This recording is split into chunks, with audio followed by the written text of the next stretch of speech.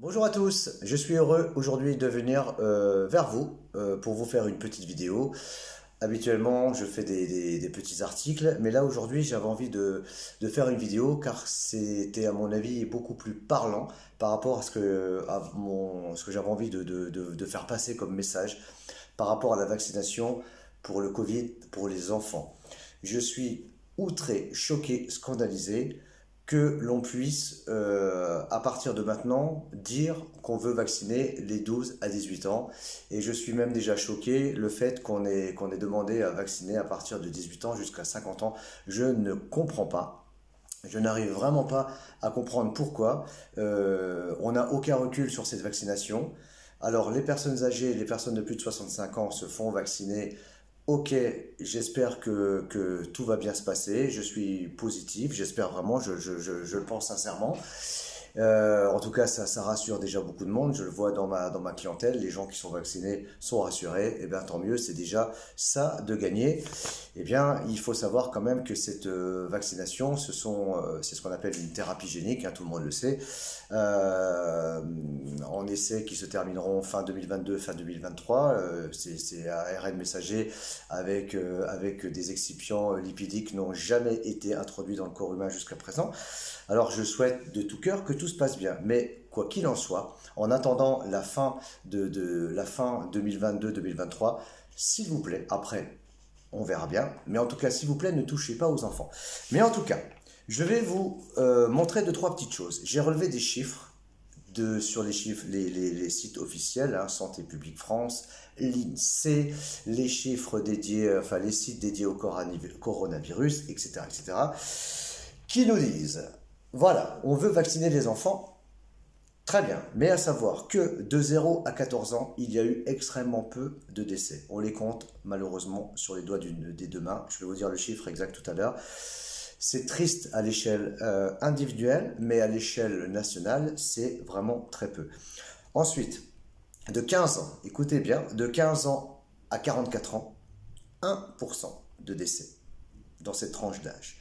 1%. Et pourtant, là, depuis pas très longtemps, on a ouvert la vaccination à partir de 18 ans, pour 1%. D'accord ? De 45 ans à 64 ans, 7%. De 65 ans à 74 ans, 15%. Et ensuite, de 75 ans et plus, 77%. Ce qui veut dire que plus de 93% de décès Covid avaient plus de 65 ans. Il y a eu moins de morts de 50 ans l'année dernière, c'est-à-dire en 2020, par rapport à 2019. C'est ça qui est assez incroyable. Entre ces deux vagues, on enregistre un nombre de décès tout confondu. Là, on revient sur les décès tout confondus, puisqu'en 2019, il n'y avait pas de Covid. En 2020, il y avait le Covid. Entre le 1er mai et le 31 août 2020, eh bien, l'année dernière, on a eu moins de morts. C'est des chiffres, hein. Vous allez vérifier, vous allez voir. Moins 5% chez les moins de 25 ans.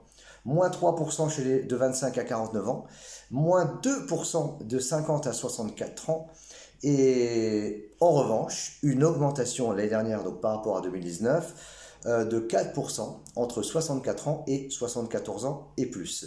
Tout âge confondu, il y a eu une augmentation de 1% par rapport à 2019, excusez-moi. Donc, vous voyez, c'est quand même assez spectaculaire quand on prend la peine de détailler tous ces chiffres, d'accord? Parce que les chiffres sont assez parlants. Je reviens à chaque fois sur le motif de cette vidéo, la vaccination pour les enfants de 12 à 18 ans.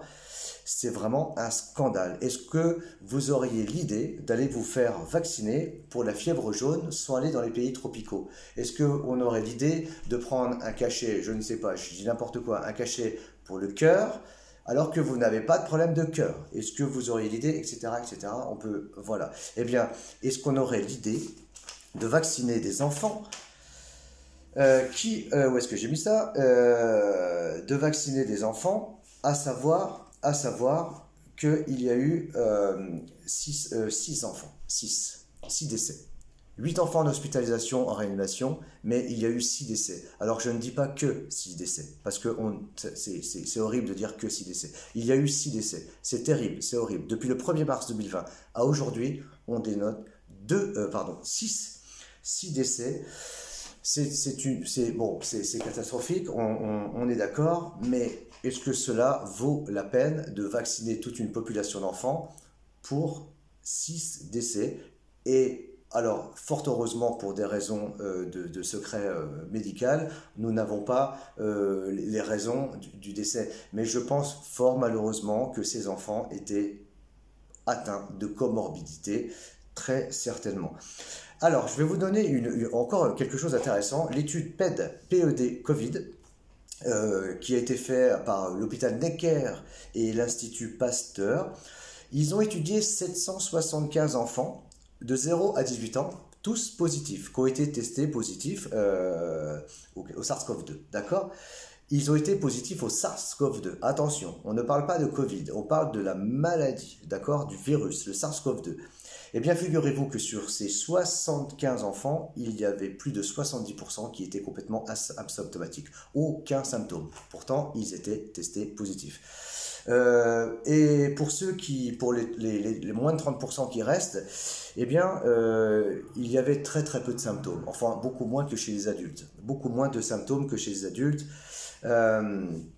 Donc, vous voyez, c'est pas très très grave. On avait quoi? De la toux, un peu de diarrhée, des maux de tête, de la fatigue, bon voilà. Mais pas de perte de goût. Aucun des 30% n'a eu des problèmes de perte de goût. Ensuite, je reviens donc sur les décès. Voilà, de 15 ans à 44 ans, depuis le 1er mars à ce jour, on note 595 décès entre 15 ans et 44 ans. Est-ce que vous croyez vraiment que ça vaut la peine de se faire vacciner entre 15 ans et 44 ans? Ce sont tous des gens qui sont décédés à l'hôpital depuis le 1er mars 2020. Moi, je ne crois pas. Je ne crois pas, honnêtement.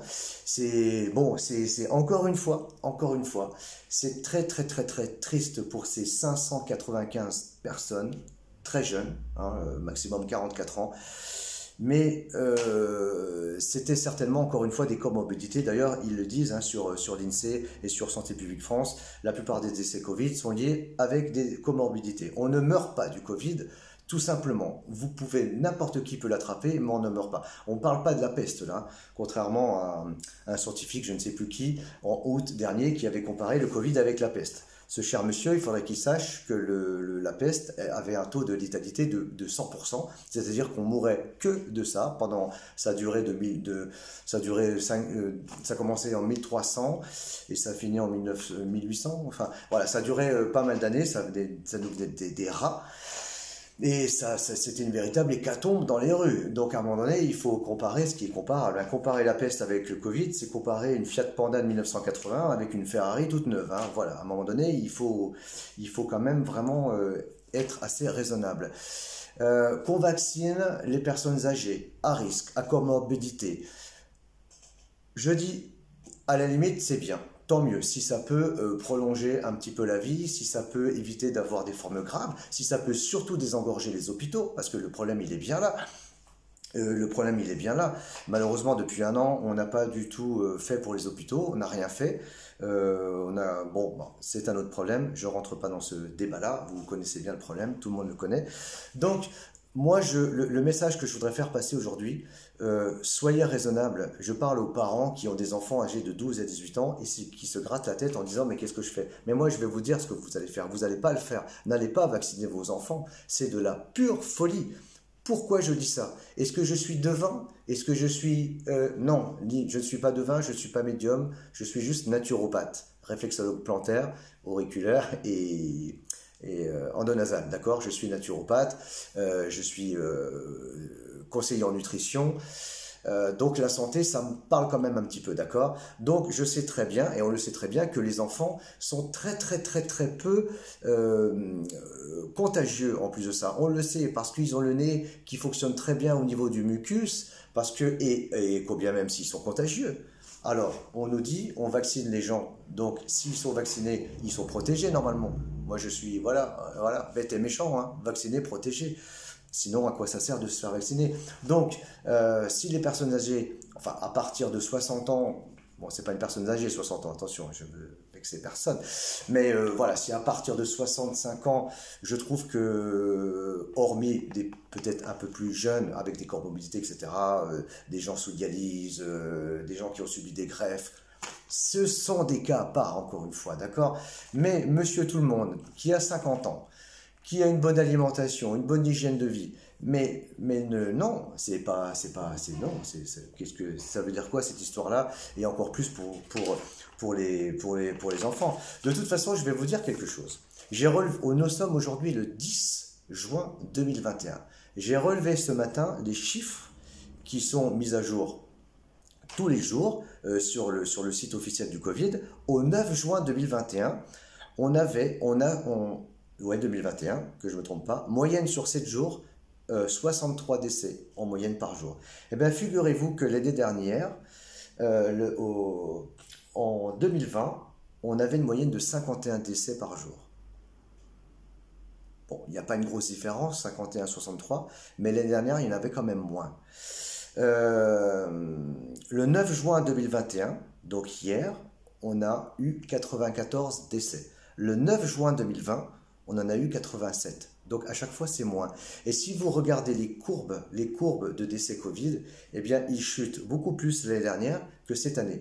Alors, je me pose des questions. L'année dernière, il n'y avait pas de vaccination. Le masque n'était pas encore obligatoire, puisque rappelez-vous, le masque a été obligatoire fin juillet, en extérieur, en intérieur, excusez-moi, en intérieur, le masque a été obligatoire partout.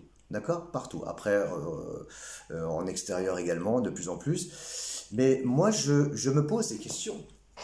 Pourquoi plus on élève les restrictions, et moins les chiffres sont bons quelque part. Depuis 3-4 mois, je ne sais plus au jour d'aujourd'hui, on est à pratiquement 20% de la vaccination sur les 2 doses, ou même 3 doses maintenant, peut-être une 4e dose en automne. On n'arrête plus. Quand il y a de la gêne, il n'y a pas de plaisir. Bon, enfin, je comprends pas. Je comprends pas. Ça devrait être l'inverse.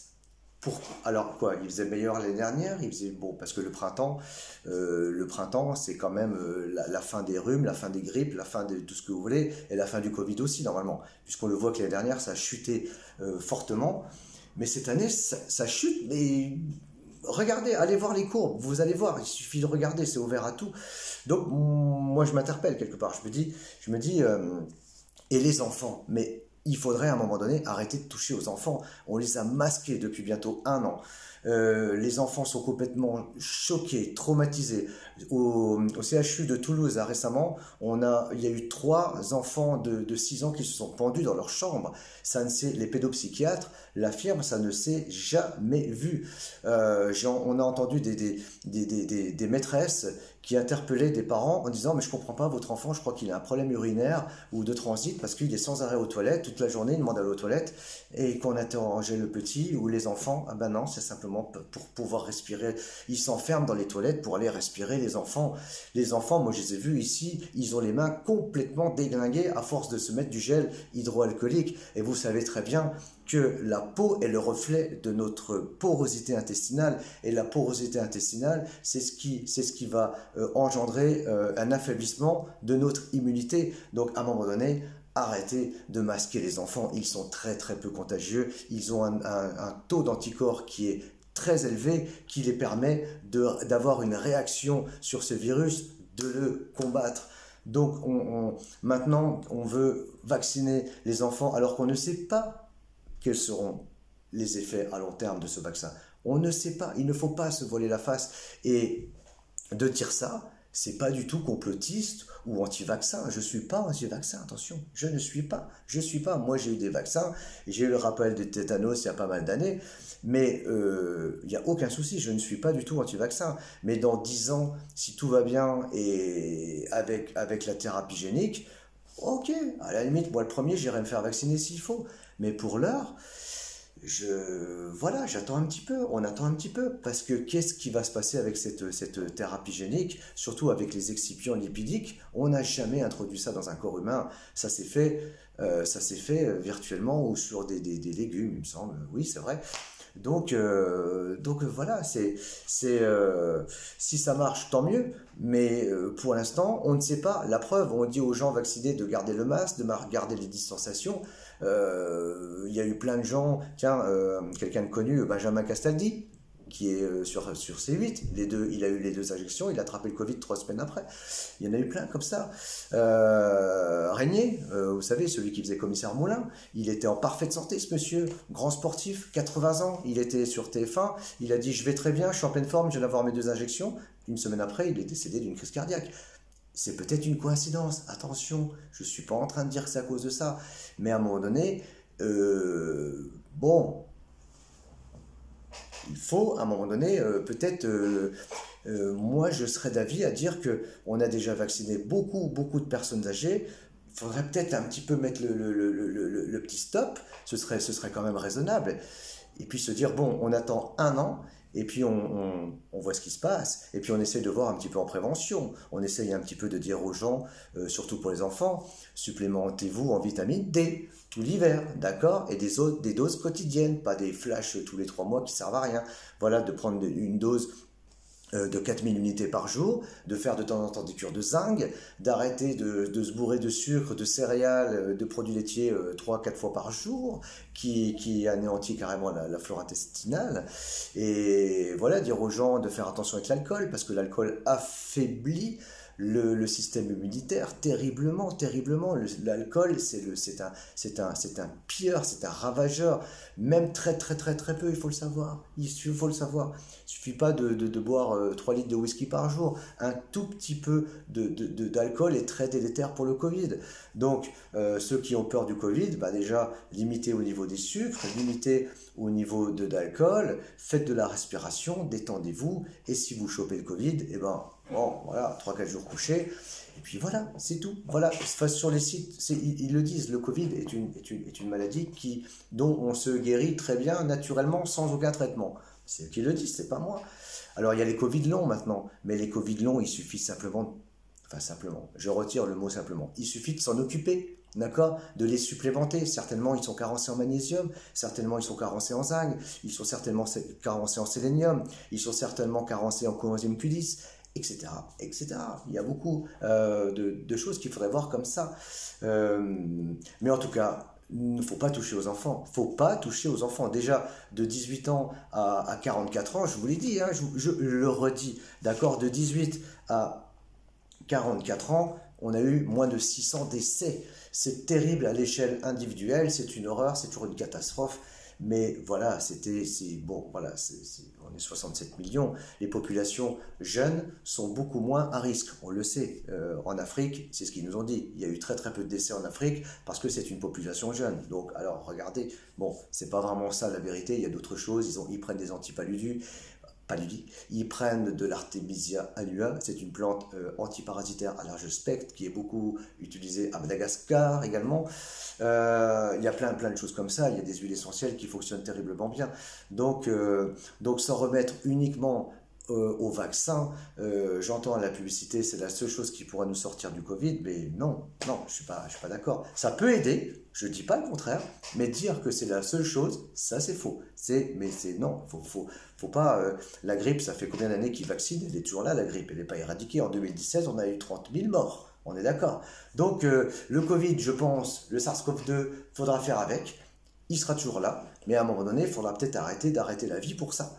Parce que ça ne marche pas. On l'a vu, un gros confinement l'année dernière mars-avril, c'est revenu en novembre, c'est revenu là, c'est les couvre-feux. Je crois que ça ne marche pas. Il serait peut-être plutôt bon, dans le comité scientifique de M. Macron, d'amener un petit peu des hygiénistes, d'accord, des gens qui vont nous parler de terrain. Parce que le terrain, ça c'est inconnu au bataillon, on n'en parle jamais du terrain. Le terrain, notre microbiote intestinal, où est-ce qu'on en parle depuis 1 an? Jamais. J'avais fait une vidéo justement il y a 1 an, hein, mars-avril, moi j'en ai parlé, il y a beaucoup de naturopathes qui en ont parlé, il y a beaucoup de médecins qui en ont parlé, mais on ne les met pas à l'affiche ces médecins-là, ceux qui en parlent, on ne les met pas à l'affiche.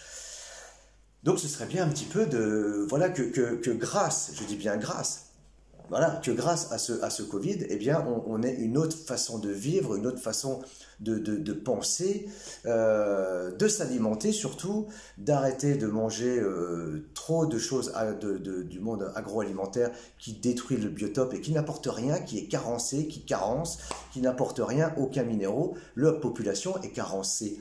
Et si vous êtes carencé, si vous mangez plein de choses pro-inflammatoires, vous élevez votre taux de cytokines. Les cytokines, ce sont des hormones pro-inflammatoires et qui sont complètement délétères pour tout notre système. Et c'est ce qui fait eh bien, la prolifération exponentielle des virus.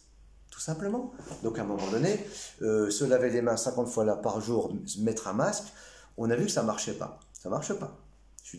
C'est des chiffres, hein. Je suis désolé, on peut me traiter de complotiste, mais moi je suis bête et méchant, je regarde les chiffres, hein. Il y a eu moins de décès l'année dernière que cette année.